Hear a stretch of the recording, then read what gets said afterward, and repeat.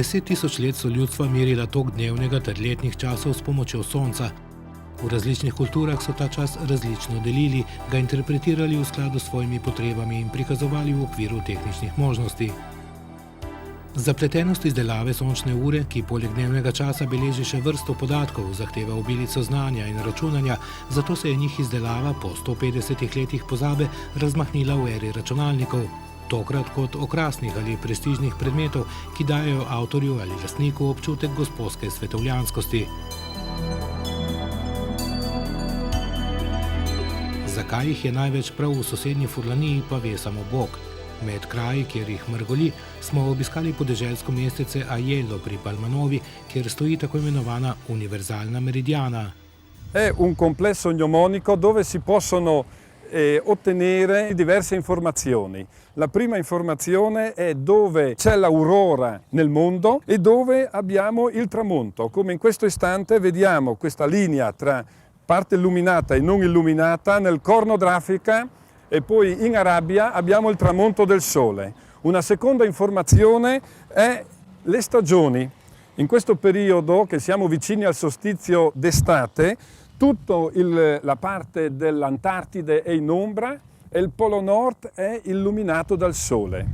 Una terza informazione importante è individuata con questo strumento il mezzogiorno sulla Terra. Basta farlo scorrere sull'equatore.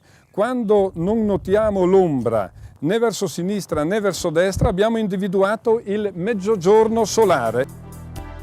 Pročelja hiš v Aiellu krasijo sončne ure, ki po raznovrstnosti oblik in odčitanih podatkov gotovo ne zaostajajo za starorimskimi.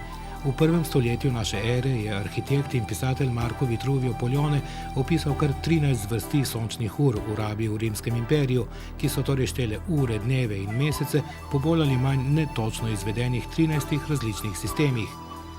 Primerek najbolj razširjene oblike sončne ure v rimskem času pa je ta. Takrat so jo imenovali judejska, danes antična, nahaja pa se v Aielskem muzeju na prostem.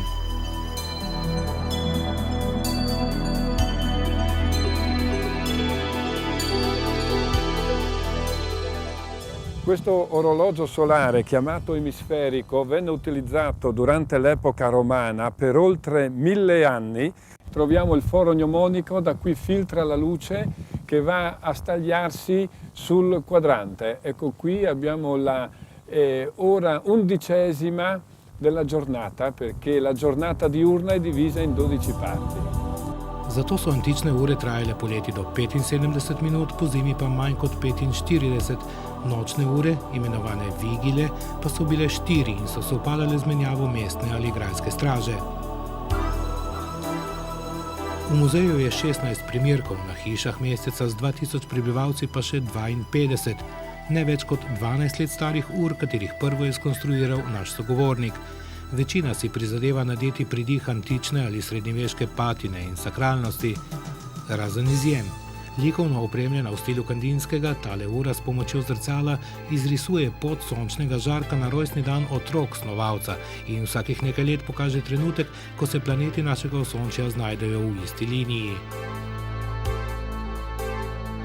No, najbolj enostavna pa se v svoji enostavnosti dozdeva talna ura z zodiakalnim koledarjem.